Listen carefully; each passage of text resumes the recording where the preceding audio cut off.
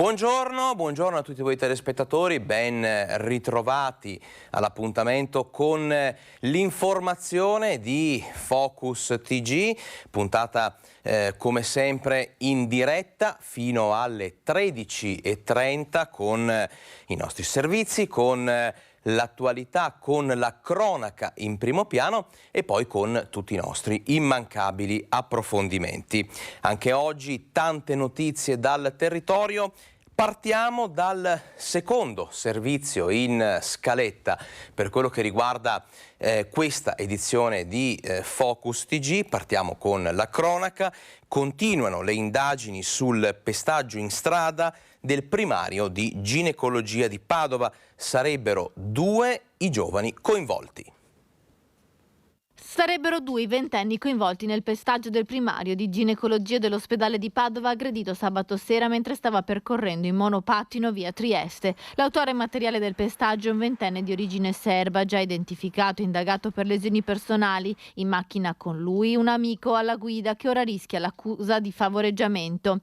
Il primario Roberto Tozzi ha presentato denuncia in procura. Il dottore è stato ricoverato per 3 giorni in azienda ospedaliera nel reparto di chirurgia maxillofacciale per curare la frattura periorbitale e allo zigomo, giudicata guaribile in una quarantina di giorni. L'aggressione sarebbe scaturita da uno scatto d'ira del giovane serbo che si sarebbe scagliato sul primario che stava guidando il monopattino e che forse avrebbe leggermente invaso la corsia di marcia da cui proveniva l'auto dei 2 giovani.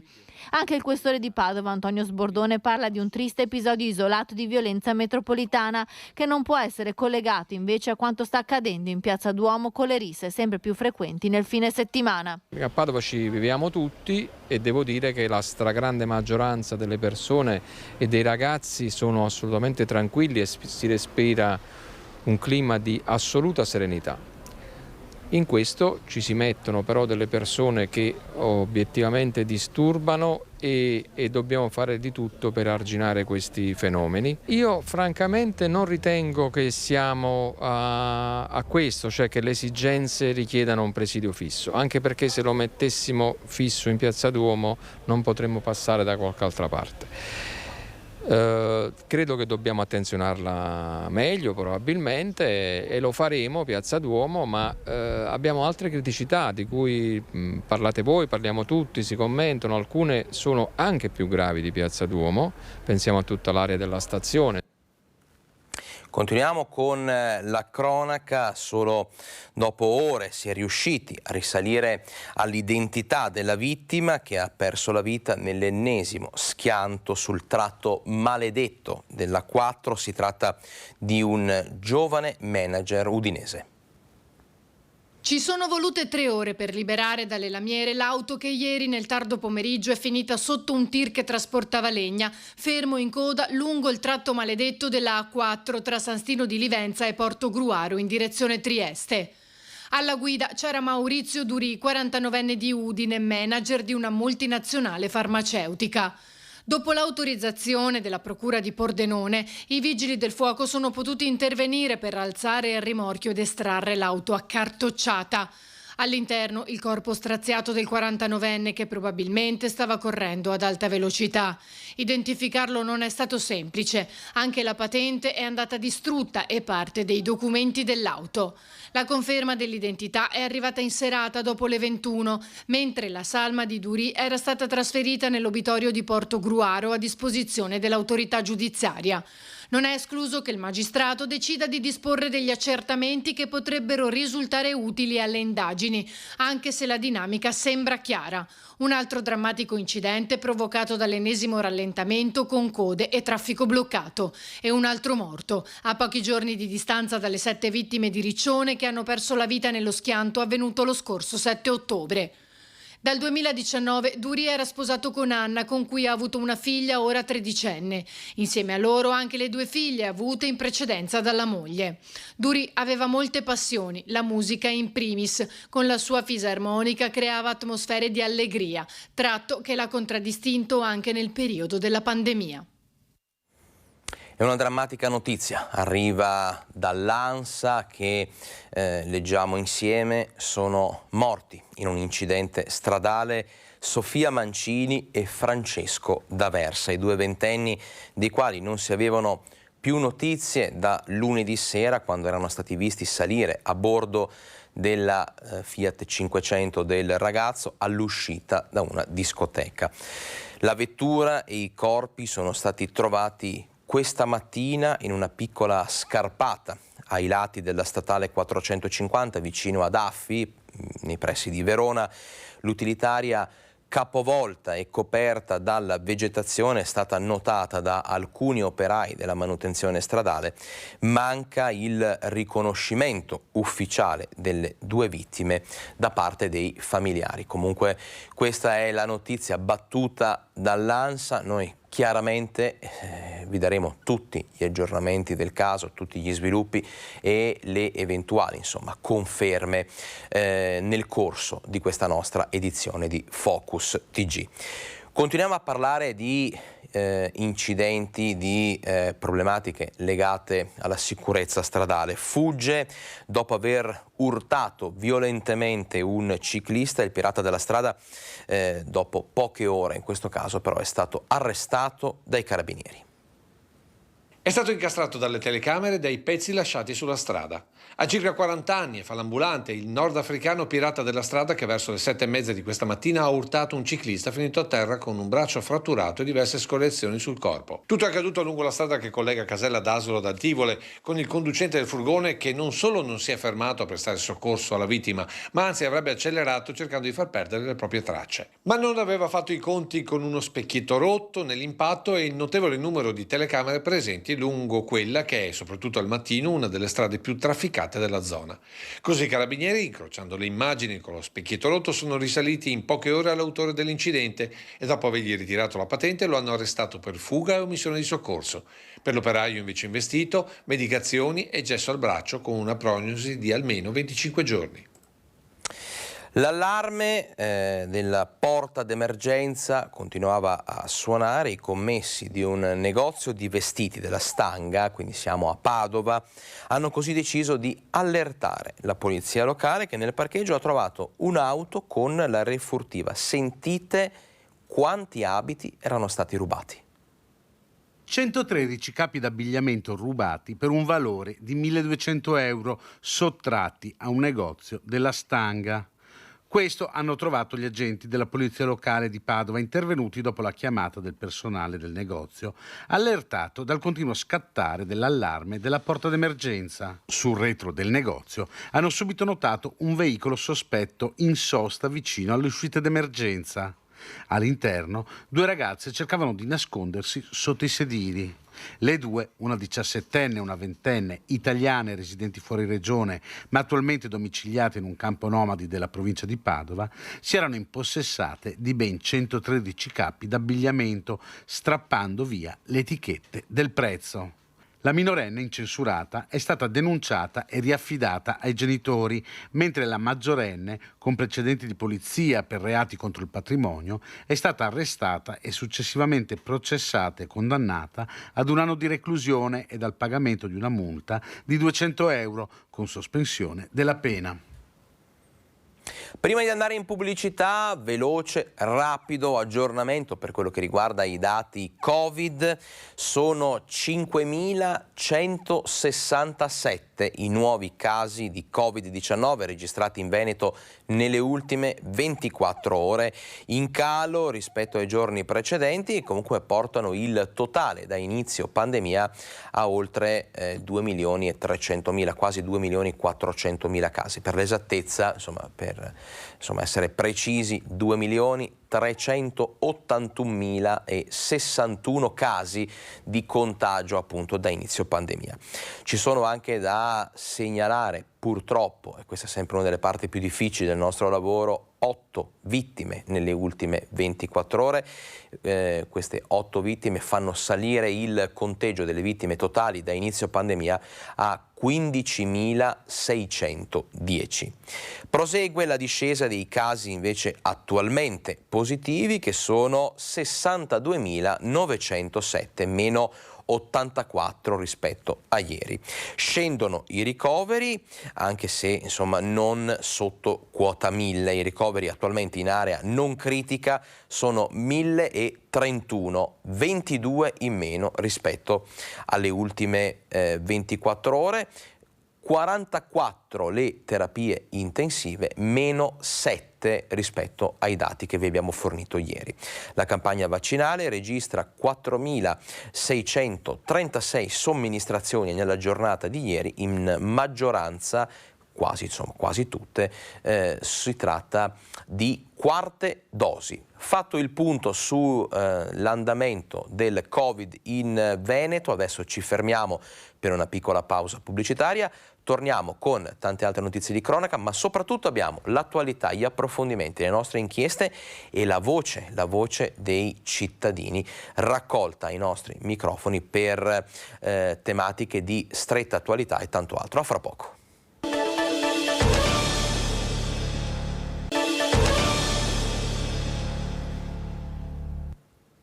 Ben ritrovati in diretta con Focus TG, tante notizie di cronaca già date nel primo blocco, continueremo a parlare di cronaca nel corso chiaramente di questa edizione giornaliera dedicata all'informazione fino alle 13:30, informazione in diretta. Adesso parliamo però della Pedemontana. I pedaggi sono troppo alti, i cittadini e gli autotrasportatori scelgono la viabilità ordinaria. Così le categorie economiche che spiegano il perché la superstrada pedemontana sia poco trafficata, come ci racconta, come ci mostra questo video.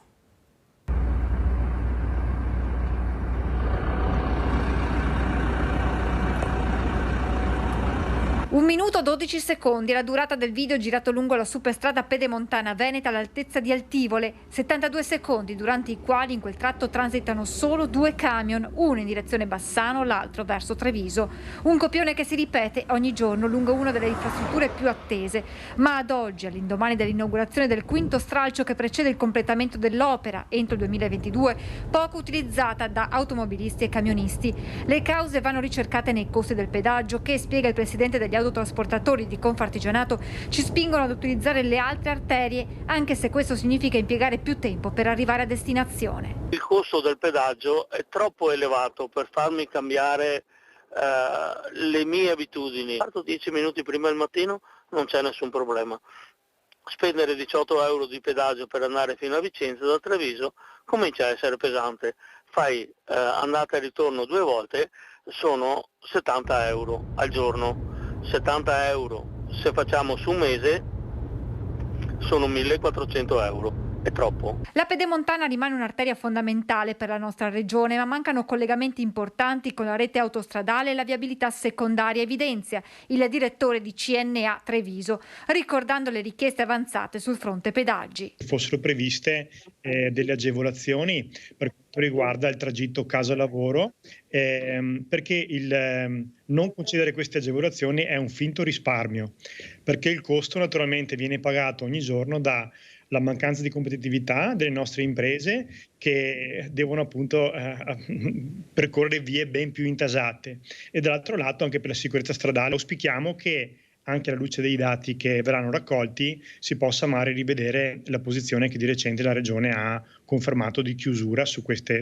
agevolazioni. Vendrame chiama in causa i comuni interessati dal passaggio della superstrada. I comuni che hanno voluto l'hanno voluta in trincea, sapendo che costava tanto e sapendo che dopo non si poteva utilizzare come se vogliono sgravare i loro centri dal traffico, devono pagare qualcosa anche i comuni. Con il telepass i residenti di una certa zona o della provincia di Treviso, come si vorrà fare, hanno uno sconto del 30, 40, 50% subito al casello. Parliamo adesso di Veneto Banca, prima udienza ieri nell'aula bunker di Mestre per il processo d'appello appunto sul caso Veneto Banca. Chi si aspettava però il clamore delle prime udienze in tribunale a Treviso è rimasto deluso. Sedie vuote e nessun risparmiatore presente all'udienza. Questa immagine dell'aula bunker, allargata ma inesorabilmente vuota, racconta da sola la stanchezza della vicenda giudiziaria di Veneto Banca. Buongiorno. Presenti questa mattina a Mestre i giudici, la Procura Generale e gli avvocati delle parti civili chiamati dalla difesa di Vincenzo Consoli all'appello sulla sentenza di condanna del Tribunale di Treviso. Tutti aspettavano almeno per la prima udienza e, come per la Popolare di Vicenza, almeno un drappello degli 80.000 soci risparmiatori che hanno perso in tutto o in parte i propri soldi nella banca di Montebelluna. E invece il vuoto, condito anche dall'assenza di tanti avvocati blasonati del primo processo, segno inequivocabile di come tutta la vicenda abbia perso lo smalto iniziale. Chi invece non è mancato ben prima dell'inizio dell'udienza è Vincenzo Consoli con il suo avvocato Ermenegildo Costabile, concentrati nella contestazione alla condanna a 4 anni per ostacolo alla vigilanza e falso in prospetto, con l'obiettivo altrettanto importante di scongiurare la confisca possibile del terzo grado di giudizio di ben 221 milioni di euro al patrimonio di Consoli. Tra i punti su cui Costabile ha incardinato l'appello, la richiesta di risentire tutti i testi del processo, di riconvocare il consulente della difesa Paolo Gualtieri, che aveva dichiarato come finanziare l'acquisto di azioni Veneto Banca fosse lecito e addirittura incentivato dalla BCE, e infine di aggiungere nuove testimonianze sulla gestione di Veneto Banca, come quella di Vincenzo Bertolo, che della banca era responsabile della direzione amministrativa e che nel primo processo, in quanto coindagato, si è avvalso della facoltà di non rispondere. Prima udienza durata oltre 3 ore, al termine della quale tutto è stato aggiornato al prossimo 26 ottobre. Cambiamo argomento, parliamo adesso dell'addizionale IRPEF. I sindacati sono tornati ad affrontare la questione. Sentiamo che cosa è emerso. La domanda è: se si aumentano, chi le paga e cosa servono? E sicché credo che la Regione dovrà necessariamente aprire un tavolo di confronto con il sindacato, con tutte le parti sociali, per dire qual è il suo obiettivo. Su questo obiettivo poi come sindacato e come associazione, ma comunque come sindacato, le daremo una risposta, perché a oggi, voglio dire, siamo ancora fermi là e di conseguenza aspettiamo Zaia che ci faccia una proposta concreta, dopodiché lo diremo. Pensiamo che l'addizionale regionale debba intervenire qualora venga applicata, e noi lo chiediamo da tempo, rispetto ai redditi più alti, rispetto ai temi del sociale, RSA in primis. I sindacati commentano così le recenti dichiarazioni del presidente Zaia, che non esclude di valutare la proposta sulla possibile reintroduzione dell'addizionale IRPEF, se dal tavolo di partenariato il prossimo 26 ottobre ne uscirà una visione condivisa. Ognuno ha le sue responsabilità, a noi le nostre, a lui le sue.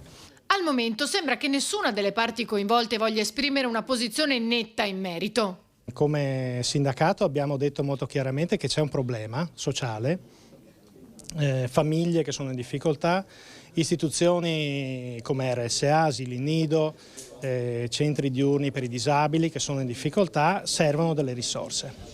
Servono delle risorse per intervenire, perché altrimenti qui ci sono dei problemi.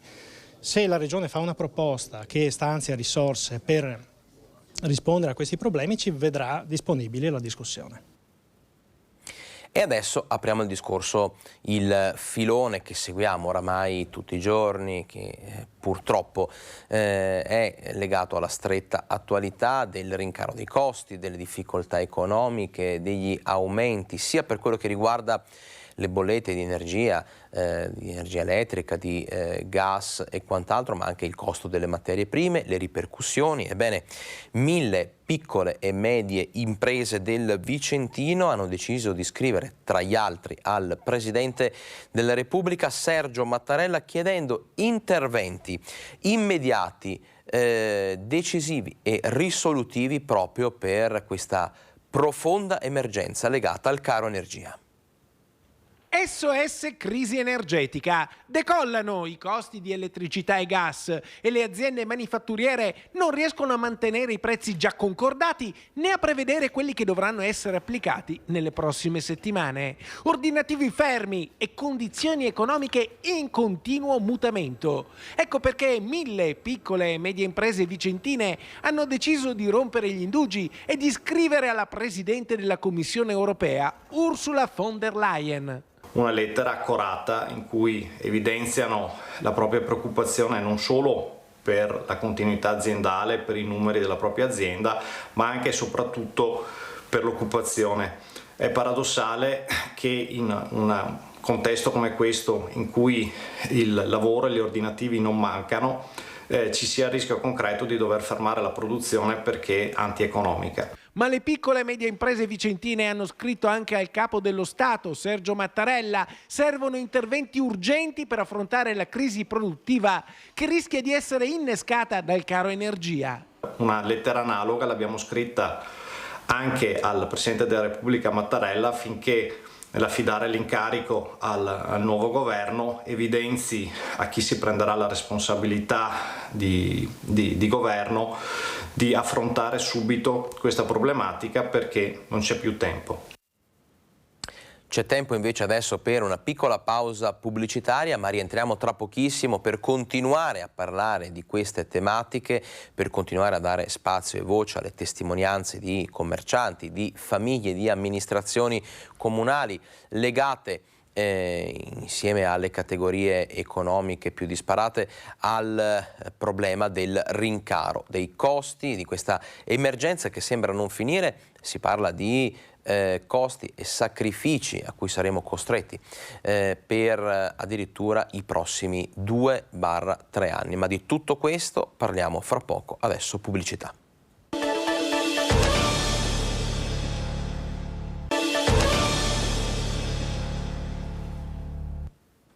(12:27), siamo in diretta, lo saremo fino alle 13:30 come d'abitudine.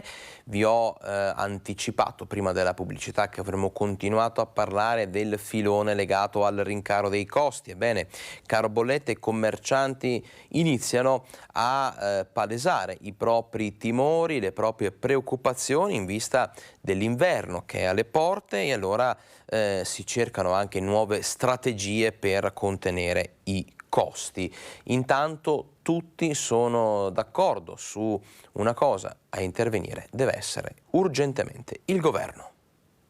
Dall'osteria al negozio di abbigliamento, dalla parrucchiera alla bottega alimentare. Caro bollette che attanaglia le attività che fanno i conti con i rincari dell'energia e delle materie prime e mettono in atto, chi può, strategie per tagliare i consumi. Abbiamo spento un frigo delle bevande, spegniamo le insegne di notte e tutte queste piccole misure di contenimento le attuiamo, però non c'è modo di star dietro a questo rialzo. Abbiamo l'illuminazione tutta LED. Se le sale sono aperte, le cucine sono operative, per forza di cose gli strumenti e le luci devono rimanere accese. Da gennaio a giugno sono quasi il doppio dell'anno scorso. La casistica è eterogenea tra gli esercenti, che hanno un unico comune denominatore: il timore per l'inverno alle porte e la volontà di far arrivare la loro voce ai piani alti della politica. La mia preoccupazione sarà per quando partirà il riscaldamento, che quello è preoccupante. Adesso inizieremo anche con il gas, quindi sarà anche quello un bel problema. Aiutare le aziende in qualche modo e anche aiutare le persone, perché a noi raddoppiano del triplo, a casa raddoppiano del doppio. Chiediamo un intervento immediato, ma non solo a chiacchiere. Una riduzione per le attività commerciali, e credo che questo sia indispensabile, e dei bonus, magari dei crediti d'imposta sugli affitti, sugli acquisti. E adesso ascoltiamo l'analisi del presidente di Confindustria Veneto Carraro.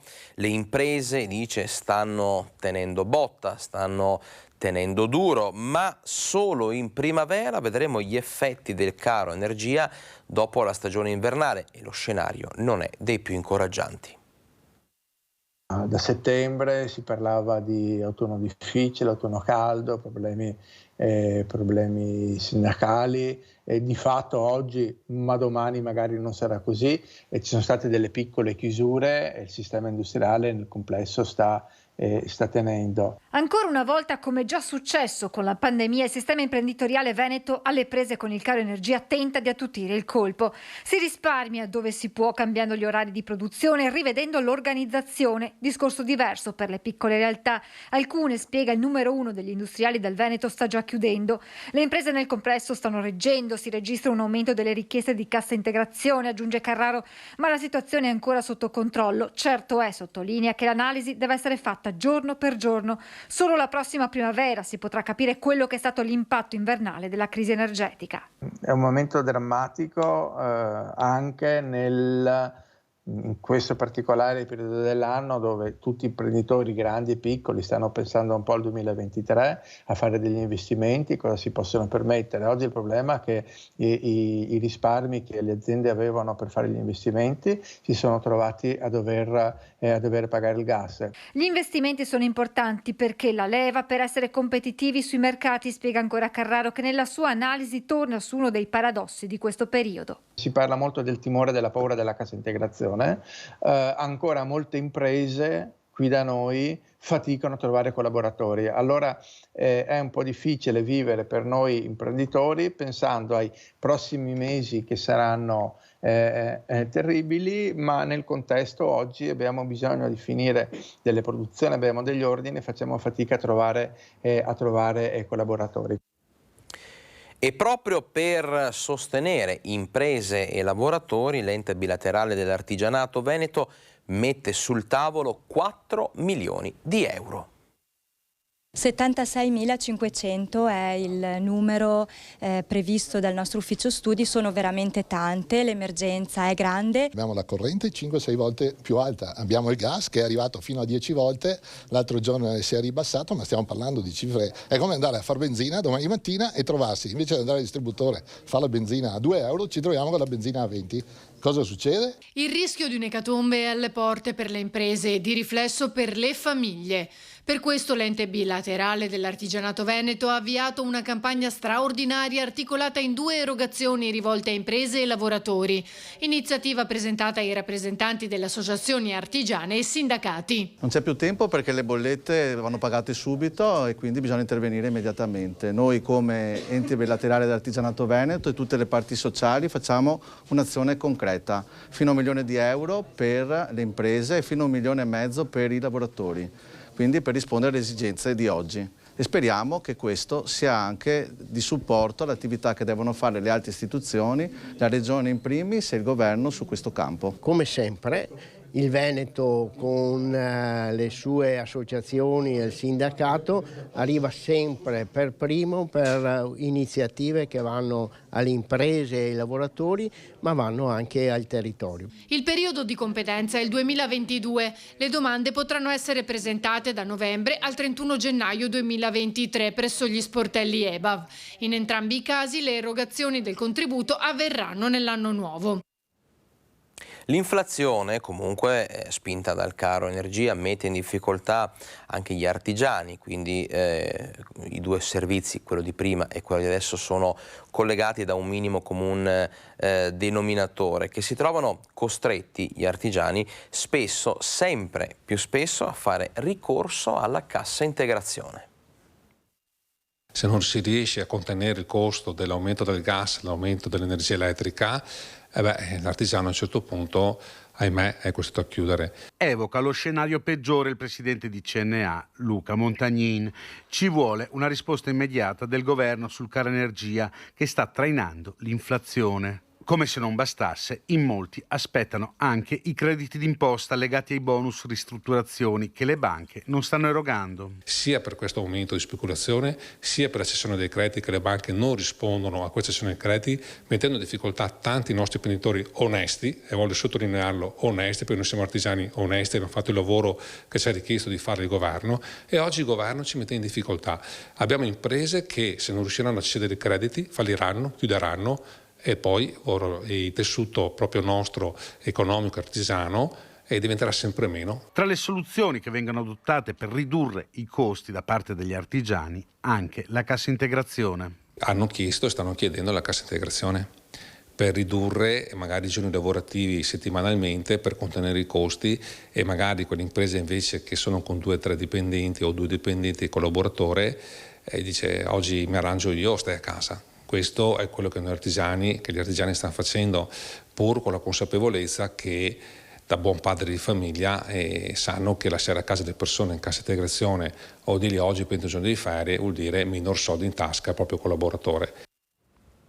E parlando di risparmio, parlando di energia elettrica, aveva tenuto banco anche la questione di sospendere per quest'anno lo spostamento indietro delle lancette, quindi parliamo dell'ora legale. Invece torna l'ora solare tra sabato 29 e domenica 30 ottobre. A Vicenza però la maggior parte dei cittadini si dice delusa per il fatto che insomma non è stata accolta la proposta, appunto, come dicevamo, di sospendere lo spostamento indietro delle lancette per ragioni di risparmio economico, tanto per cominciare, ma non solo. Ascoltiamoli. Sì, favorevole a mantenere l'ora legale. Credo sia utile soprattutto in questo momento anche. Penso che l'ora legale sia una cosa giusta, anzi la proporrei per tutto l'anno, non solo il periodo estivo. Per quale motivo? Ma c'è più luce alla sera, si risparmia anche sulla la luce, eccetera, e quindi io propenderei per l'ora legale per tutto l'anno. Per me se rimanesse sempre quest'ora sarei più contento. Legale, ecco. Risparmiamo, abbiamo più luce, non si capisce perché dobbiamo rinunciare a queste cose. Mi andrebbe bene l'ora legale, si sta così bene con il sole e la luce tutto l'anno. Forse poteva tornare comodo, senz'altro, per risparmiare qualche ora, sì. Visto che gli uffici, i negozi aprono alle 9 di mattina, anche se è buio alle 7, penso che non ci siano problemi. È deluso di questo ripristino dell'ora solare la prossima settimana? Sì, sono deluso e condivido le stesse sue parole. Anch'io vorrei l'ora legale perché alla sera viene buio troppo presto e quindi anche per noi è una cosa più consolante vedere un po' più di luce, insomma. Sì, io avevo sperato anche, ma non ho voce in capitolo. Sono d'accordo anch'io di tenere quella legale. Sono favorevole. Perché? Sempre per un discorso di risparmio. E a proposito di risparmio sui costi di energia elettrica, in questi mesi vi abbiamo raccontato di come siano cambiate anche le disposizioni per quello che riguarda l'illuminazione pubblica in tantissimi comuni del Veneto. Abbiamo anche seguito molto da vicino quello che è insomma il discorso legato alle luminarie natalizie e dobbiamo ancora chiudere il cerchio con altri comuni che parleranno, che spiegheranno ai nostri microfoni che intenzioni hanno in vista delle prossime festività. Ma adesso ci spostiamo a Belluno perché il piano di contenimento proprio dei costi energetici attuati dal comune di Belluno sta già dando i primi risultati. Parliamo di lampioni spenti, di risparmio sui lampioni. Quasi 100.000 euro il risparmio già quantificato rispetto alle previsioni degli uffici comunali. Vediamo. 128.000 euro contro i 233.000 messi a preventivo. Drastica riduzione della bolletta dei consumi energetici comunali, quasi 100.000 euro di risparmio nel solo mese di settembre, frutto di un piano di contenimento di costi che ha ampliato la misura sperimentale di spegnimento dei punti luce, oggi 6.400, vale a dire tutti i lampioni attivi nel territorio comunale dall'1 di notte sino alle 5:30. Sebbene non sia stata una scelta facile da prendere, quello dello spegnimento dell'illuminazione pubblica nelle ore notturne, comunque sta dando i suoi primi risultati. Uno sforzo richiesto ai cittadini che punta all'obiettivo di ottenere il maggiore risparmio possibile e a sostenere interamente i costi delle bollette senza dover ricorrere a nuove manovre di bilancio. Un dato, la galleria di Maraga, la bolletta arrivata è di 5,48 euro. È costata 1.126 euro la Galleria Belluno, alla quale però è collegato qualche lampione esterno. Da qualche settimana Palazzo Rosso ha deciso di anticipare l'accensione dei lampioni alle 5 del mattino anziché alle 5:30 per agevolare chi deve recarsi al lavoro prima dell'alba. Nel frattempo, fa sapere l'assessore al bilancio Paolo Gamba, si stanno valutando altre misure di contenimento della spesa anche all'interno delle sedi comunali.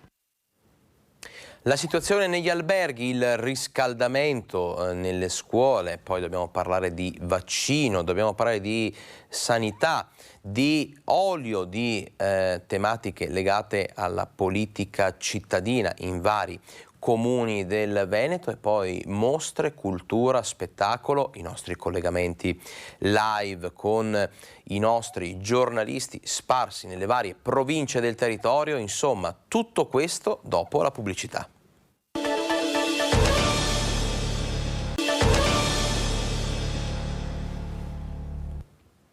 Ben ritrovati in diretta con Focus TG, ve lo ricordo, in diretta fino alle 13:30, come d'abitudine, come di consuetudine, per portare a casa vostra l'informazione del Veneto dal Veneto, quindi con i fatti di cronaca, ma anche con l'attualità, con i nostri approfondimenti e con la voce dei cittadini. Ebbene, parliamo adesso di turismo, perché dopo un settembre e un ottobre con un boom di presenze negli hotel del centro storico di Venezia, per il mese di novembre ci sono ottime prospettive e previsioni per il turismo in città e in laguna.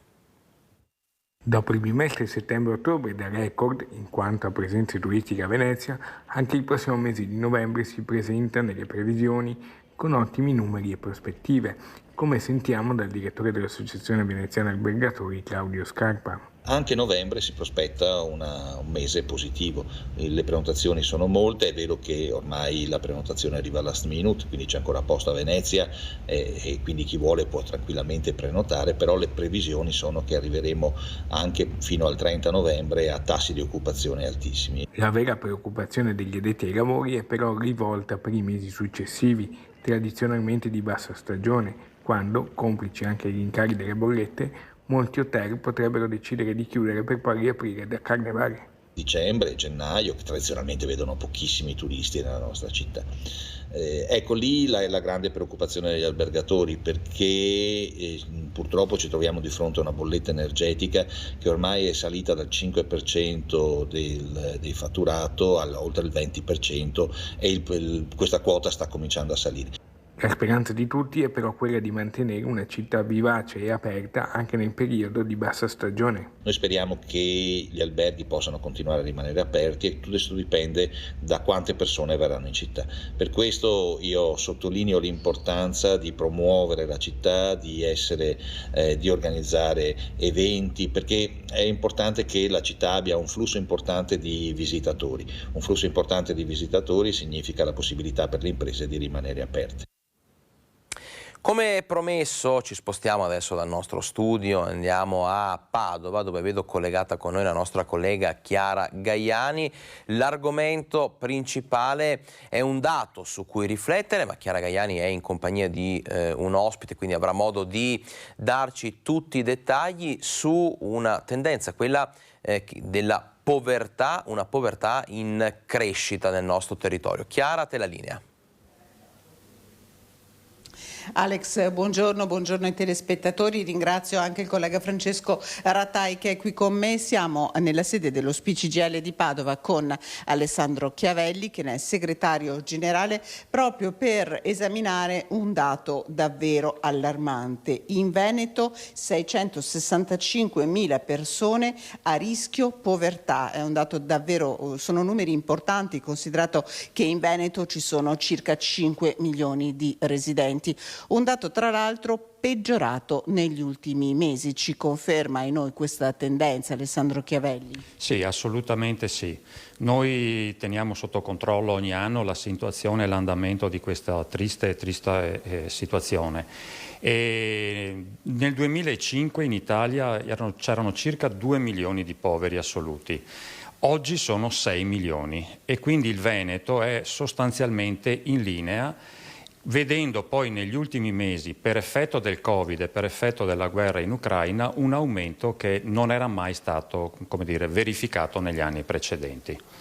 Ci sono delle situazioni particolari, cioè quelle per esempio degli anziani, dei pensionati, che magari da un lato rientrano in questa categoria di povertà di cui ci stiamo occupando e dall'altra magari sostengono invece, cioè ci sono due fronti forse da analizzare su questa situazione. Beh, sicuramente sì, innanzitutto noi dobbiamo aver chiaro qual è la situazione dei pensionati in Veneto. Circa il 70% dei pensionati ha una pensione inferiore ai 1.000 euro e quindi si troverà in una situazione come quella che tutti prevedevano, cioè con gli aumenti incredibili della bolletta del gas e dell'Enel, a non poter più affrontare questa situazione. Dall'altra parte, per chi ha pensioni più sostanziose, in moltissimi casi queste servono in parte per aiutare i figli che magari non hanno un lavoro a tempo indeterminato o magari hanno perso il lavoro e quindi hanno purtroppo inesorabilmente bisogno di un sostentamento da parte dei genitori. Ecco, ci sono dei margini per poter sostenere queste persone? Quali sono le iniziative che chiedete come SPCGIL? Beh, noi chiediamo innanzitutto il fatto che si intervenga sull'elemento speculativo, perché noi riteniamo che uno dei grossi problemi sia questo. Dall'altra parte bisogna che il governo, quello che ha chiuso proprio ieri, e il prossimo governo deve intervenire con sostanziosi interventi economici per dare la possibilità a una fetta importantissima di cittadini che sono purtroppo probabilmente in aumento, di poter in qualche maniera affrontare questa situazione, perché noi abbiamo denunciato ancora all'inizio dell'anno, perché prevedavamo quanto stava accadendo, che la stragrande maggioranza di quei 660.000 in Veneto dovranno decidere se alimentarsi o riscaldarsi, e questa è una situazione per noi assolutamente intollerabile. Poi dall'altra parte la nostra richiesta è da tempo quella di aumentare i salari e aumentare le pensioni, perché non sono più, come dire, al passo e in grado di sostenere quanto sta accadendo in queste settimane, in questi mesi. Ecco Alex, non so se hai delle domande per il nostro ospite. Chiara, tutto, perdonami il gioco di parole, tutto molto chiaro, insomma, grazie al vostro intervento noi vi salutiamo, insomma, e riprendiamo la linea, andiamo avanti con il nostro giornale, perché abbiamo parlato di Venezia prima, insomma, del collegamento con Padova con la nostra collega Chiara Gaiani. Abbiamo parlato di turismo, restiamo a Venezia perché un intervento complessivo di oltre 50 milioni per le opere che il Comune di Venezia eseguirà rientra all'interno, insomma, del cosiddetto bonus 110%. Scopriamo di cosa si tratta. Si è svolta oggi la commissione consiliare per gli aggiornamenti sulle modalità di impiego del bonus 110% a Mestre e dintorni. Il Comune di Venezia ha individuato 15 aree in tutto il Comune su cui essere operative. La situazione aggiornata è di un intervento complessivo di 55 milioni e mezzo e più 2 milioni e mezzo che il Comune mette per fare alcuni miglioramenti non ricompresi nel superbonus, quali gli ascensori o il rafforzamento di problematicità statiche. Primi interventi sono già stati messi in atto in quartiere Pertini, in via Gavagnin, con la riqualificazione di 38 appartamenti, ma non è tutto. Successivamente abbiamo delle gare in fase di aggiudicazione alla Gazzera Nord, alla Gazzera Sud, in via Manzini e in via Trieste a Marghera. C'è una gara in corso a via Mutilati del Lavoro e gli altri progetti e un'altra gara in corso in via delle Foleghe in numeri pari ad Ese. Siamo in fase di approntamento e di approvazione degli altri progetti definitivi per poi metterli in gara. Ma insomma diamo anche notizie di prospettiva, di futuro, di speranza. Il Veneto è una terra di imprenditori, una terra che ha saputo fare storicamente di necessità virtù. E allora sostenere le buone idee imprenditoriali per reagire alla crisi economica. Per il secondo anno consecutivo il Comune di Vicenza propone lo Spazio Hub e punta a concretizzare in maniera pragmatica la creatività dei giovani. Rilanciamo quello che è lo Spazio Hub, questo progetto che l'anno scorso ha avuto grandissimo successo con delle migliorie evidentemente. Viene aperto ai ragazzi al di sotto di 35 anni, ragazzi che hanno voglia di fare imprese e che quindi hanno necessità di avere dei punti di riferimento, di migliorare la loro formazione e di capire anche se la loro idea può essere un'idea vincente. Il Comune di Vicenza reagisce alla crisi economica non soltanto con misure straordinarie di sostegno diretto alle categorie più fragili, ma rilancia cercando di sostenere idee nuove imprenditoriali di chi, nonostante la situazione congiunturale difficile, vuole portare a compimento i propri progetti. progetti. Verranno selezionati 15 proposte autoimprenditoriali più convincenti, lanciate da giovani sotto i 35 anni che saranno affiancati da professionisti che li accompagneranno nel percorso di sviluppo. Settori trainanti: l'innovazione tecnologica nelle comunicazioni, il turismo e i servizi alla persona. Gli obiettivi raggiunti lo scorso anno lasciano ben sperare. Il progetto dell'anno scorso è stato un successo straordinario nonostante la pandemia, sia in termini quantitativi, tantissimi ragazzi e tantissime ragazze che hanno scelto di investire su una propria idea imprenditoriale, ma anche su una concezione dell'orientamento all'impresa, e sia in termini qualitativi, la qualità delle idee e la qualità dei progetti portati a fondo. Uno di questi è stato quello di Shape Veneto 3D, che poi ha collaborato con il Comune di Vicenza e che ha realizzato delle opere in stampa 3D dedicate alle persone con disabilità all'interno dei musei Chiericati, del Risorgimento e Naturalistico. E allora, ve lo accennavo prima, parliamo adesso di riscaldamento negli edifici pubblici, nelle aree pubbliche, e quindi parliamo di scuole, parliamo anche di strutture adibite, non so, alle associazioni e quant'altro. L'inverno è oramai alle porte, i termosifoni stanno per accendersi, in alcuni casi, in alcune realtà si sono già accesi, il risparmio energetico diventa quindi una condizione necessaria soprattutto in questo momento, in questa prima fase, per i comuni di montagna. E noi allora adesso ascoltiamo le parole del primo cittadino di Gallio, Emanuele Munari, perché a Gallio negli uffici pubblici la temperatura verrà comunque diminuita. Scopriamo di quanto. A muovere i primi cittadini sono due passaggi: un piano di austerity nel segno del rispetto dell'ambiente e la logica del buon padre di famiglia.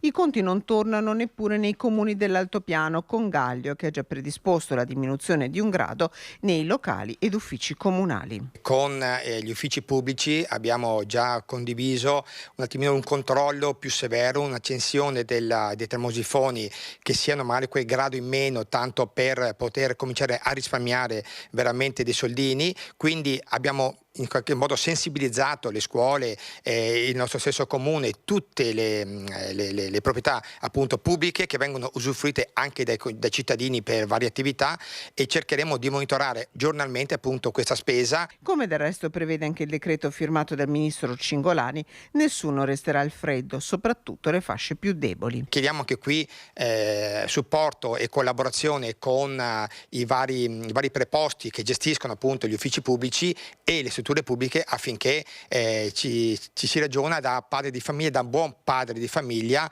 per cercare di risparmiare il possibile. Qui sul gas, giorno per giorno, bolletta per bolletta, teniamo monitorato il costo per capire se intervenire ancora ed ulteriormente sull'abbassamento delle temperature stesse. Scendiamo dall'altopiano e andiamo a Cartigliano, perché anche il comune di Cartigliano fa fronte al caro energia. Dal sindaco Germano Racchella il ringraziamento all'associazione Amici del Brenta, che ha raccolto la legna solidale, un modo per aiutare a riscaldare le famiglie in difficoltà. Illuminazione pubblica spenta dalla mezzanotte, controllo attento dei consumi di gas per il riscaldamento, che per ora il comune di Cartigliano non ha avuto necessità di accendere. I costi vanno tenuti sotto controllo e l'amministrazione pubblica è al lavoro.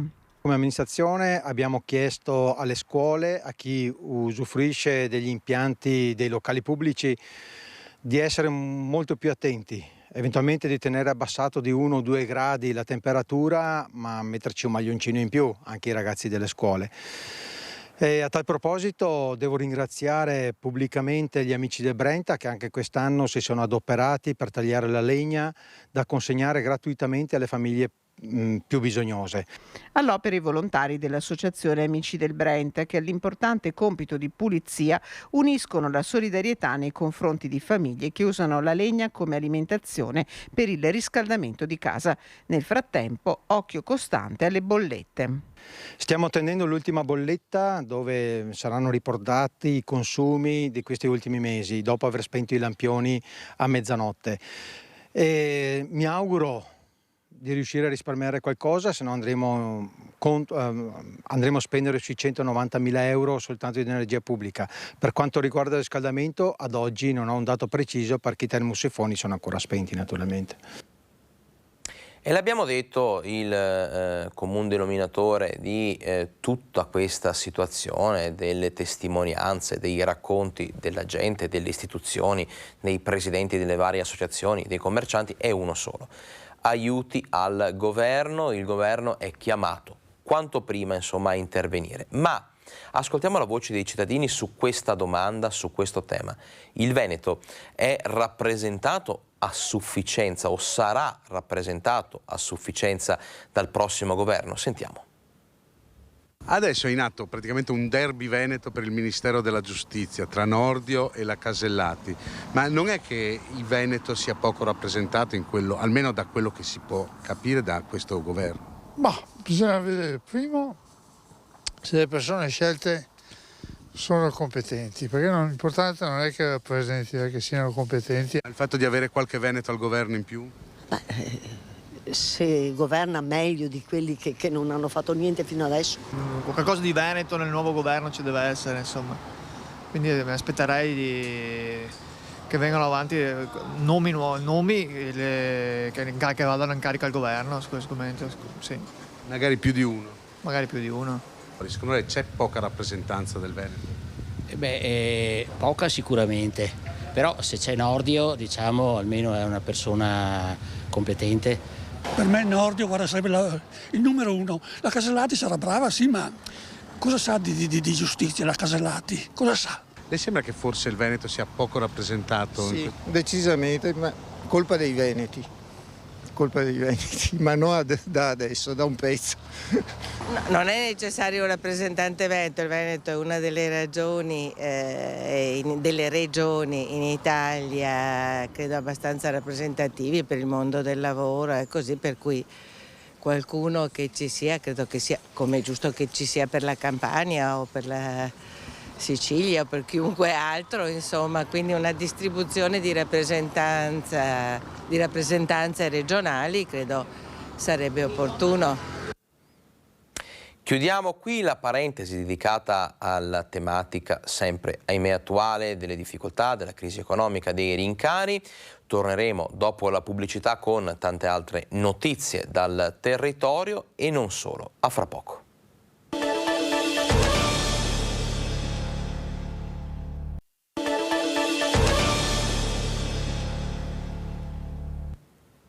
Ore 13:06 per l'esattezza, questo vuol dire che abbiamo poco meno di 30 minuti da trascorrere ancora insieme, siamo in diretta, lo saremo fino alle 13:30, voltiamo pagina, quindi parlato di cronaca, parlato anche di attualità, adesso ci spostiamo a parlare di sanità. La carenza di infermieri mette in crisi, insomma, non solo la sanità pubblica ma anche l'operatività, insomma, in tante case di riposo, e allora il sindacato Nursind ribadisce ai nostri microfoni che serve un immediato stop alle misure d'emergenza. Vediamo.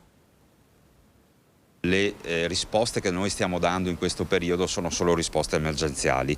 Noi scontiamo una mancata programmazione da parte di tutti, nessuno se ne può lavare le mani, né le regioni, né gli enti e nemmeno lo Stato. Mette subito il dito nella piaga il segretario vicentino del sindacato degli infermieri. La carenza di personale che sta mettendo in crisi soprattutto le case di riposo andava corretta con una programmazione responsabile.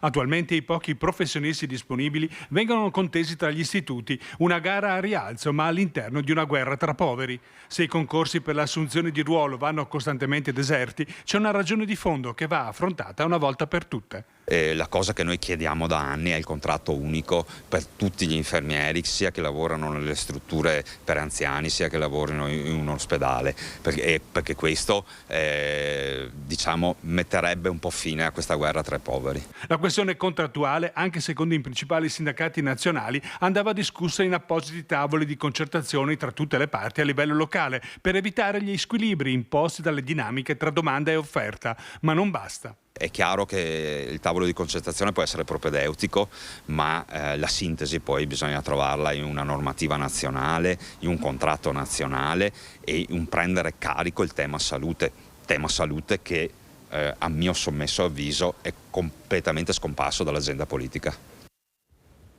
Parliamo adesso di vaccino, crescono i casi Covid in proporzione, insomma c'è un andamento abbastanza altalenante, comunque rispetto a qualche settimana fa i numeri parlano chiaro. In vista anche della stagione invernale, la Regione raccomanda i richiami vaccinali. Ecco a chi è rivolto questo appello. Covid rialza la testa anche nel Bassanese e la Regione conferma come la situazione attuale richieda il rafforzamento della campagna vaccinale in vista del periodo autunnale. Il Ministero della Salute a sua volta ha aggiornato lunedì le indicazioni per i richiami con i nuovi vaccini bivalenti che garantiscono una migliore protezione rispetto alle varianti attualmente in circolazione. Ad oggi è quindi consigliata la programmazione di un'ulteriore dose di vaccino di richiamo per gli over 60 e per gli ospiti delle case di riposo che hanno già eseguito il primo o il secondo richiamo con vaccino monovalente, ma per i quali sono già passati 120 giorni. Il completamento del ciclo previsto, inclusi i primi 2 richiami, è consigliato comunque a chi ha più di 12 anni. Per i soggetti che hanno avuto un'infezione recente è perciò raccomandato il richiamo, ma devono essere trascorsi almeno 4 mesi dal test positivo. Il richiamo è fortemente raccomandato soprattutto per i soggetti fragili con malattie croniche e tale raccomandazione è rivolta a tutti in vista dei mesi più freddi in cui si starà di più negli ambienti chiusi insieme ad altre persone. Il vaccino anti-Covid e il vaccino anti-influenzale, fanno sapere dalla Regione, possono essere somministrati in sicurezza nello stesso appuntamento per proteggersi da subito contro entrambi i virus circolanti. E per chi insomma si fosse messo così davanti alla TV in ritardo, quindi fosse arrivato dopo le 12, si fosse perso l'aggiornamento che noi diamo quotidianamente sul bollettino Covid, avendo adesso parlato di vaccini, ripetiamo, diamo questa notizia insomma flash veloce. Di nuovo sono 5.167 i nuovi casi Covid nelle ultime 24 ore in Veneto. Il numero totale da inizio pandemia si sta avvicinando alle 2.400.000 persone contagiate. 8 vittime nelle ultime 24 ore, purtroppo, con il conteggio totale che sale da inizio pandemia a 15.610 persone che hanno perso la vita. Prosegue però la discesa dei casi attualmente positivi che sono meno di 63.000 in Veneto, sono 62.907, 84 in meno nelle ultime 24 ore. Scendono dunque anche i ricoveri, anche se rimaniamo sopra quota 1000, sono 1.031 le persone attualmente ricoverate in ospedale in area non critica, 22 in meno nelle ultime 24 ore. Scendono di 7 unità anche le terapie intensive, da 51 a 44 che sono quelle attuali. La campagna vaccinale, dando proprio un aggiornamento in merito al servizio appena andato in onda, la campagna vaccinale registra 4.636 somministrazioni di vaccino nelle ultime 24 ore, quasi tutte, oltre il 95%, sono riferite a quarte dosi di vaccino. Allora adesso cambiamo di nuovo argomento, ho parlato di sanità, adesso una notizia che interessa da vicino Vicenza, ma non solo, censimento della popolazione e di tutte quelle che sono le abitazioni nel comune di Vicenza. Vediamo nel prossimo servizio che dati sono emersi e quali curiosità. Fotografare il territorio al fine di delineare le principali caratteristiche dei nuclei familiari in ambito comunale e di tarare di conseguenza i servizi alla popolazione alla luce delle profonde trasformazioni in atto. Questo è l'obiettivo del censimento permanente della popolazione e delle abitazioni partito in questi giorni, che dal 2018 ha cadenza annuale e non più decennale e coinvolge solo un campione rappresentativo di famiglie. È uno strumento fondamentale per capire quali sono le mutate esigenze dei nuclei familiari dopo, per esempio, anche il Covid. Quest'anno i nuclei familiari del Comune di Vicenza chiamati a partecipare sono circa 2.200, di cui almeno 620 residenti presso i 208 indirizzi coinvolti nella rilevazione assistita da un rilevatore o in ufficio statistica e 1.583 selezionati per rispondere ad un questionario online. Abbiamo notato che anche a Vicenza c'è una tendenza, peraltro già rilevata in sede nazionale, che è quella dell'aumento delle famiglie composte da una sola persona, quindi aumento dei single, aumento di famiglie composte da un genitore con 2 figli, 1 o 2 figli. Tendenza progressiva già in atto da qualche anno che, tradotta in servizi, potrebbe far emergere l'esigenza di potenziare le iniziative legate all'assistenza domiciliare. Parliamo adesso di olio, tutto pronto per le 2 giornate alla scoperta dell'olio e delle nostre colline tra Bassano e Marostica. Passeggiate e percorsi in bicicletta alla scoperta dell'olio di oliva extravergine prodotto tra le colline di Bassano e Marostica. 2 domeniche, il 23 e il 30 ottobre, per un appuntamento di carattere nazionale. È bello vedere che i territori si uniscono, mettono insieme le loro peculiarità. È un'occasione di un turismo lento perché permette anche di visitare i locali, i luoghi più caratteristici. E qui vicino anche Pove si è unito a Solagna, Possagno con Cavaso, Asolo con Maser, quindi c'è proprio questa unione, questo filo d'olio che lega il territorio in maniera eccezionale. Tra camminate, attività per i più piccoli, ma soprattutto degustazioni a base dell'oro verde locale e laboratori ludico-sensoriali, con la consapevolezza che l'olio di oliva extravergine ha dietro di sé un intero territorio, fatto di uomini e donne che credono nel loro lavoro. Sono felicissima delle adesioni che abbiamo avuto dalle attività. Per noi appunto è un po' un continuare a lavorare su quello che è il rilancio del turismo all'interno di tutto il territorio e non solo del centro storico della città, ed è un modo appunto che abbiamo di coinvolgere le singole attività produttive, singole attività che sono le piccole aziende che sono al di fuori del centro storico e che rilanciano e che aiutano a sostenere il territorio che abbiamo, spesso un territorio collinare che ha proprio bisogno di queste attività per continuare ad esistere e a presentarsi nel migliore dei modi. Appuntamento imperdibile nel fine settimana perché a Cittadella torna l'antica Fiera Franca, un evento sempre molto atteso nell'Alta Padovana, ma non solo. 428esima edizione della Fiera Franca di Cittadella, un evento che ha origini lontanissime e che quest'anno torna all'insegna della tradizione. Si tratta infatti di una fiera tra le più antiche d'Italia, sempre molto attesa dai cittadellesi, ma non solo. Finalmente ritorniamo senza le prescrizioni del Covid, quindi ritorna la nostra fiera come siamo abituati a vederla, una fiera antichissima appunto che ritorna e riparte dalle tradizioni, quindi riparte dall'agricoltura con il nostro mercato del bestiame del lunedì, la mostra delle macchine agricole con le aziende agricole sulla riva dell'ospedale e poi la classica fiera che siamo abituati a vedere, quindi il Luna Park e tutte le bancherelle insomma da visitare e con i prodotti da assaggiare. 52 attrazioni a spettacolo viaggiante, oltre 250 fieristi, 60 espositori, la presenza del nostro mercato cittadino fuori mura, quindi tornano i numeri del passato. Finalmente torniamo a respirare con l'edizione 428, la vera Fiera Franca di Cittadella. Attese più di 100.000 persone a Cittadella da sabato 22 a lunedì 24 ottobre, quando la fiera si chiuderà con lo spettacolo pirotecnico alle 21:30. L'amministrazione comunale e le forze dell'ordine sono al lavoro per gestire il piano della sicurezza con tutta una serie anche di ordinanze. I 100 anni dello stadio mercante di Bassano rivivranno in una mostra fotografica allestita presso la chiesa di San Giovanni. La mostra sarà inaugurata proprio domani e resterà aperta fino al 17 novembre. 100 anni di sport, vissuto da campioni e soprattutto da giovanissimi e giovani in una vera palestra di vita.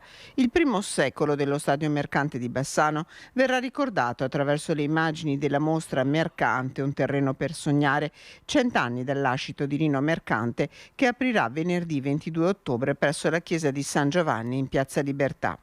Era il 1922 quando Pietro Mercante, detto Rino, titolare di una fiorente attività di merceria ereditata dal padre, su un terreno di proprietà fece realizzare un campo sportivo che da subito fu messo a disposizione del comune di Bassano. Nacque così quell'impianto che nel 1985 ospitò i mondiali di ciclismo e nel 1948, come testimonia questa foto datata 3 ottobre, aveva assistito alle sfide di campioni come Fausto Coppi, Gino Bartali e il veneto Antonio Toni Bevilacqua.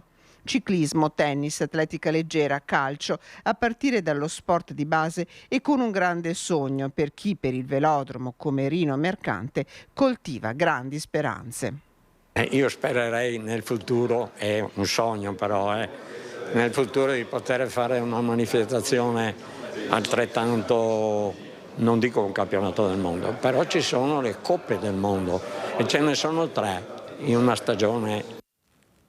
A proposito di mostre, chiuderà sabato la mostra dedicata alle migrazioni aperta in Villa Morosini Cappello a Cartigliano. Ieri studenti in visita proprio nelle sale della villa del comune.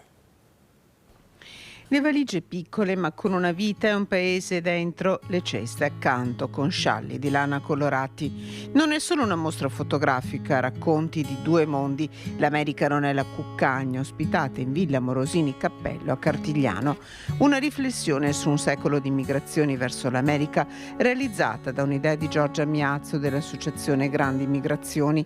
Donne, uomini, famiglie. Era un sogno quello che ha spinto tanti veneti a partire tra il 1870 e il 1970. Risalta molto all'occhio le valigie. Queste valigie fatte di grandi speranze più che di grandi oggetti.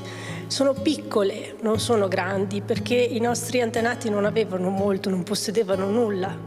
Quello che li accomunava era la speranza e la voglia di trovare un qualcosa di nuovo, qualcosa di più, di dare futuro alle loro famiglie. Foto di gruppo, foto di famiglia, ma anche i testi di canzoni celeberrime da America, America, America a Mamma mia, dammi 100 lire.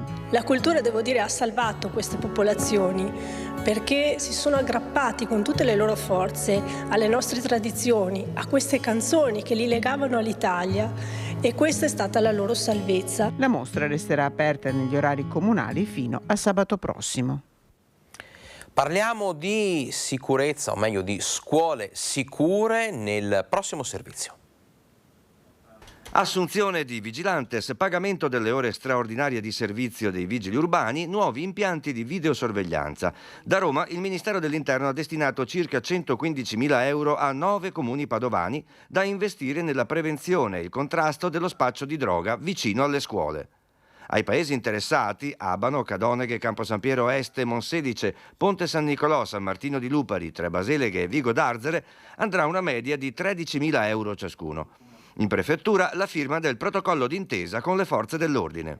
Questo contributo noi lo investiremo andando a rafforzare la videosorveglianza che riguarderà degli ambienti, delle aree esterne alla scuola, l'Istituto Superiore Newton Pertini. Noi raggiungiamo i 2.135 studenti, quindi veramente una quantità enorme di persone che ogni giorno afferiscono all'area scolastica. Se aggiungiamo i genitori, tutti i docenti, i mezzi che circolano in quell'area, capiamo che è veramente un contesto che va controllato, che va tenuto sotto controllo. Spostiamoci adesso a Noventa Padovana, dove scatta la bonifica, dove sorgerà il terreno, la bonifica del terreno, dove sorgerà il nuovo polo scolastico. Stanno demolendo la scuola per fare la scuola nuova. Ruspe in azione a Noventa Padovana, è iniziata la demolizione della vecchia scuola elementare Anna Frank che dal 2012, dopo i crolli di alcuni controsoffitti, era inagibile. I lavori dureranno una decina di giorni e poi potrà partire il cantiere per la realizzazione di un polo dell'infanzia che includerà un asilo e un nido per un investimento totale di 4.200.000 euro. Poi ricordatevi che la scuola nuova sarà tutta in mattoni facciaviste, avrà le lamiere in corten, le vetrate a pieno vetro, il legno interno. La corte interna soprattutto rimarrà quell'albero là che sarà l'elemento caratteristico, quello principale, su cui noi vogliamo salvarlo. L'intervento rientra in un progetto più ampio di riqualifica dell'intera frazione di Noventana. Siamo riusciti con la Regione Veneto a essere destinatari di un contributo importantissimo per la nostra comunità di 80.000 euro che riguarderà la bonifica di Noventana. La bonifica di Noventana, per chi non si ricordasse, riguarda quel terreno dove vicino l'asilo parrocchiale e dove sorgerà il polo scolastico che era oggetto di uno sversamento, un abbandono di rifiuti. Lezione speciale per gli studenti delle classi terze e quarte dell'Irigem di Rosà che hanno incontrato i rappresentanti delle associazioni AIDO, ADMO e donatori di sangue. Per me dono è vita, perché grazie a mio fratello che mi ha donato il rene, lo scorso anno sono tornata a vivere. Spero che i ragazzi abbiano capito l'importanza di tutto questo. Nicoletta Magnabosco ha raccontato così la sua esperienza di trapiantata agli studenti delle classi terze e quarte dell'Irigem di Rosà, che oggi hanno avuto modo di partecipare ad una lezione speciale sul tema proprio delle donazioni di sangue, di midollo e di organi. Un argomento quanto mai importante da affrontare, da conoscere e sul quale riflettere, da vivere magari come esperienza e come gesto di grande generosità nei confronti di chi ha bisogno. Secondo me donazione significa donare a qualcuno una nuova vita. Chi ha la possibilità, secondo me, bisognerebbe farla. È un bellissimo gesto che tutti possono compiere e che secondo me è giusto fare perché può aiutare molte persone. Un atto veramente molto grande per una persona che non ha altre alternative se non quella di volontari come che potrei essere io o qualcun altro. Ci vuole solo un po' di coraggio a questo punto. Alla fine un po' di coraggio e consapevolezza. Conoscenza e consapevolezza, su questo puntano le associazioni di Bassano Città del Dono per sensibilizzare i giovani perché c'è sempre bisogno di nuovi donatori. Il registro conta appena 490.000 persone su una popolazione di 59 milioni. Facciamo presto a fare due conti, no? Raccontare quello che una persona riceve e ritorna a vivere normalmente penso sia la cosa più bella, insomma la sensazione più bella è portarla facendo conoscere il trapiantato. Fino al 2019 erano abbastanza elevate, ultimamente col Covid sono un po' diminuite. Noi stiamo effettivamente entrando di nuovo nelle scuole per sensibilizzare questa donazione. Parliamo di sport nel prossimo servizio, presentata la 36esima edizione della Venice Marathon. Ci sarà la partecipazione di 15.000 atleti, numeri record pre-pandemia, di cui il 30% stranieri. Domenica, così, all'insegna di nuovi record, torna a Venezia la Venice Marathon, l'evento sportivo di livello internazionale, forse più atteso dell'anno in città. Quest'anno saranno ben 3 le gare in un'unica mattinata di sport ed emozioni. Ci sarà la classica maratona da 42 km che partirà alle 9.40 da Stra, preceduta alle 8 del mattino dalla partenza della 10 km dal parco di San Giuliano di Mestre e alle 9 la gara di 21 km che avrà il via dalla Torre dell'Orologio in via Pio X nel centro di Mestre. Avremo circa 15.000 persone in movimento domenica mattina che troveranno ovviamente da vivere questa mattinata emozionante nelle bellezze della Riviera del Brenta, di Mestre, di Venezia e poi la grande accoglienza di questo pubblico straordinario che ogni anno c'è. La gara è una vetrina mediatica internazionale, sarà trasmessa in diretta anche a Shanghai in Cina, Israele e Nuova Zelanda. fondamentale il sostegno delle istituzioni locali. Una Venice Marathon continuamente in crescita, soprattutto anche per le possibilità diverse di corsa. Quest'anno ci sarà la novità della 21 km, della mezza maratona, e quindi veramente una Venice Marathon che si innova anche e soprattutto tanta partecipazione. Attraiamo tanti giovani, lo sport è un elemento di contaminazione straordinaria, è un insegnamento di vita, il sacrificio, la volontà di andare avanti. Il Comune di Padova in questo periodo di difficoltà amplia il servizio di sostegno psicologico ai cittadini. Gli strascichi del lungo periodo di isolamento imposto dalla pandemia, la pesante crisi energetica che stiamo vivendo, la paura di non farcela economicamente e la solitudine sono tutti pensieri che spesso affliggono la popolazione, soprattutto quella più anziana. Per questo il Comune di Padova ha deciso di ampliare il servizio di ascolto psicologico Più Spazio per Te, rivolto agli adulti over 60 e al loro nucleo familiare, che è attivo già da qualche anno. Una importante iniziativa che intendiamo continuare a supportare è quella del supporto psicologico. Grazie ai nostri uffici saremo in grado di proseguire questo servizio del tutto gratuito e invitiamo tutti gli anziani a prendere contatti e provare questa nuova esperienza. È un modo per ristabilire la propria serenità e per tornare in contatto con gli altri. Questo sportello di ascolto e consulenza e sostegno psicologico gratuito vuole essere una risposta alle tante richieste della cittadinanza e mira ad integrare le risorse presenti nel territorio della città di Padova. Ad accogliere le esigenze dei cittadini ci sarà una psicologa abilitata. I colloqui, fino a un massimo di 5, saranno svolti nel rispetto della privacy e della riservatezza. E ieri è stata una giornata speciale, molto speciale per Suor Rosa Candida.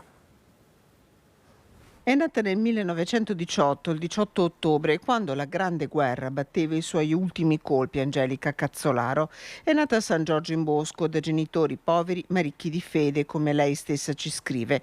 È entrata nella congregazione delle suore maestre di Santa Dorotea nel 1935, non aveva ancora compiuto 20 anni quando nel 1938 fece la professione religiosa, cambiando il nome in Suor Rosa Candida.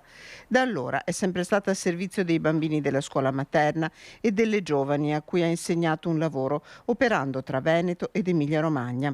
Vive a Cittadella adesso Suor Rosa Candida, festeggiata dalle consorelle per i suoi 104 anni.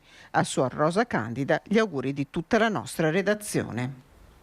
È tutto per questa edizione di Focus TG. Ringrazio la regia di Renzo Rigone e Alessandro Costa Curta. Noi ci rivediamo puntuali domani alle 12.